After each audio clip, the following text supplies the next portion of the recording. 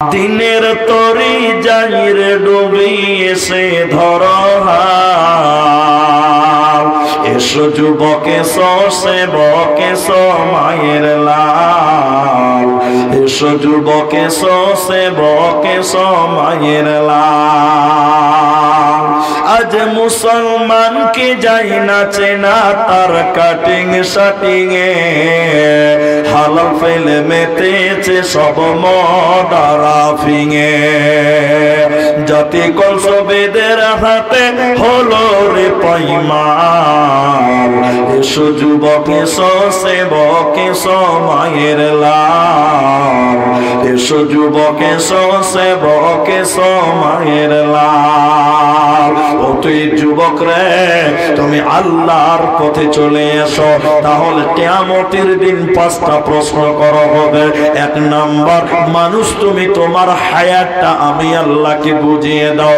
দ্বিতীয় নম্বর, আল্লাহ বলবেন বান্দা তুমি তোমার যৌবনকাল আমাকে বুঝিয়ে দাও, এজন্য যৌবনকালে আল্লাহর ইবাদত করো। কি ইবাদত করবেন?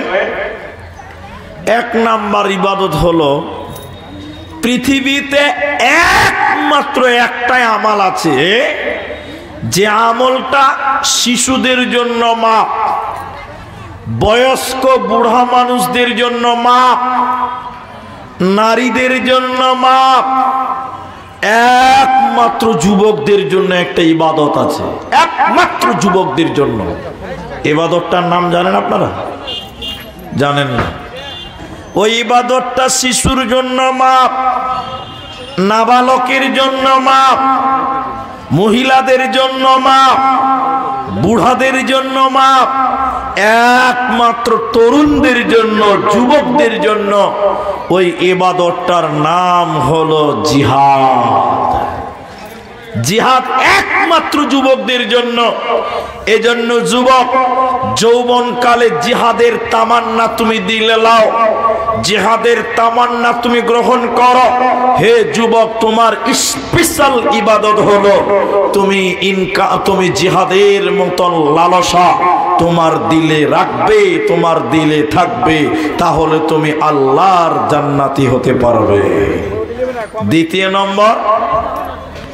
দ্বিতীয় নম্বর যুবকদের কাজ হলো, যুবক তোমাকে ইনকাম করতে হবে, হালাল ইনকাম করতে হবে, হালাল রুজি তোমাকে ইনকাম করতে হবে। এই দুটি ইবাদত একমাত্র তরুণদের জন্য, যুবকদের জন্য। তাহলে এক নাম্বার জিহাদ, দুই নাম্বার হলো আপনার কিনা ইনকাম করা, কারণ ইনকামের কথাও আল্লাহ তরুণদেরকেই বলেছে। তিন নাম্বার প্রশ্ন, কিয়ামতের দিন আল্লাহ তাবারাক ওয়া তাআলা বলেন, হে পৃথিবীর লোকেরা, তুমি জীবনে 5 লক্ষ টাকা কামাই করেছিলা। এর পৃথিবীর লোক, তুমি তোমার জীবনে 1 কোটি টাকা কামাই করেছিলা। এই টাকাগুলো কেমন করে কামাই করেছিলা? হালাল পথে না হারাম পথে? তুমি বলো। কেমন করে তুমি বড় লোক হয়েছিলা? তুমি বলো। তোমার এত টাকা ছিল, এত বাড়ি ছিল, এত গাড়ি ছিল কেন? টাকাগুলো কেমন করে এসেছে? তুমি বলো। ইনকাম কেমন করে করেছিলা?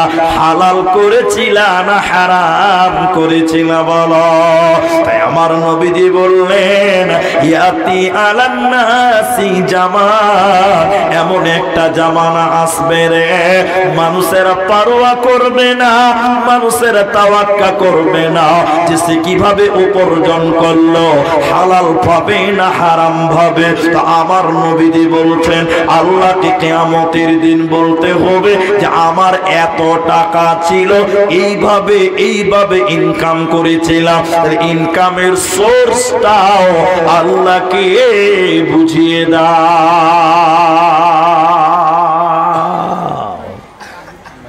এখন আপনাকে বলি, আপনি বছরে 2 লক্ষ টাকা কামাই করেন, 1 বছরে আপনি 5 লাখ কামাই করেন। আল্লাহ বলবেন, কামাইটা কেমন করে করেছিলা? হালাল না হারাম?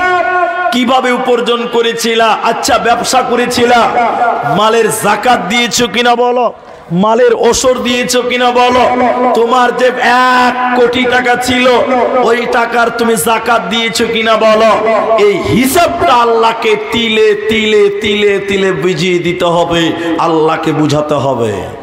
এখনকার মুসলমান তাড়াতাড়ি বড় লোক হতে ভালোবাসে, তাই এখনকার অনেক মুসলমান নামাজ পড়ে এরপরও দেখবেন লটারি টিকিট কাটে। আপনাদের দিকে লটারি আছে? লটারি নাই? এইদিকে তাহলে লটারি নাই, বাঙ্গালে দেখতে পাই, পাঞ্জিপাড়াতে আছে। এখনকার মুসলমান লটারি কেটে বড় লোক হওয়ার চেষ্টা করে, যে একবারে কোটিপতি হতে চাই। শোনেন, আল্লাহর নবী বলছেন প্রত্যেকটা মানুষকে বলা হবে তোমার জীবনে এত টাকা ছিল, টাকাগুলো কিভাবে এলো, কিভাবে কামাই করেছিলা, মাদ্রাসাওয়ালাদেরকে যাকাত দিয়েছিলা, ওসর দিয়েছিলা কিনা বলো।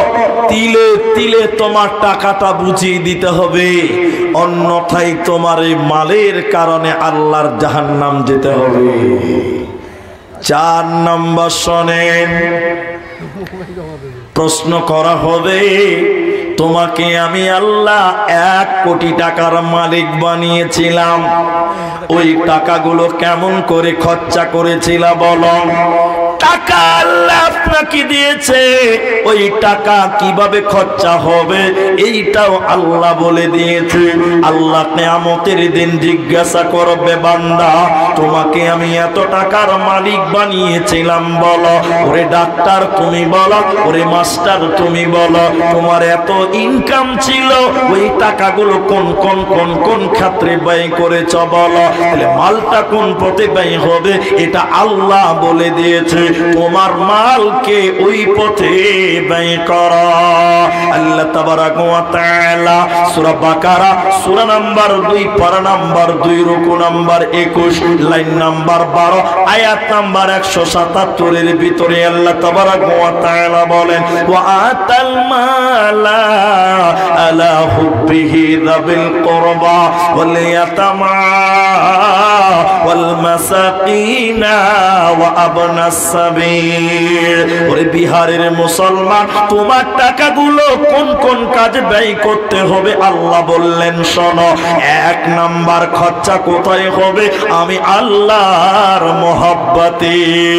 তাহলে আল্লাহর মহব্বতে তুমি মালকে দান করো, আল্লাহর মহব্বত মসজিদে দান করো, আল্লাহর মহব্বতে মাদ্রাসায় দান করো, নিকট আত্মীয়দেরকে দাও, তোমার চাচাতো ভাই গরিব মানুষ তাকে তুমি দাও, ওয়াল ইয়াতামা ইয়াতীমদেরকে তুমি তোমার মাল থেকে তাদেরকে দাও, ওয়াল মাসাকিন মিসকিনদেরকে তুমি দাও।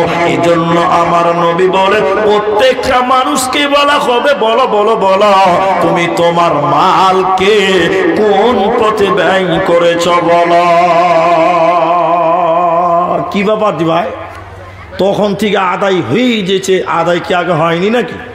না, এখানে আদায় খুব করতে হয়, এরকমই আদায়। দেন আপনি জালসা করেন না, সব দিতেই আছে যে ভাই, দিতেই থাকবে। আল্লাহ।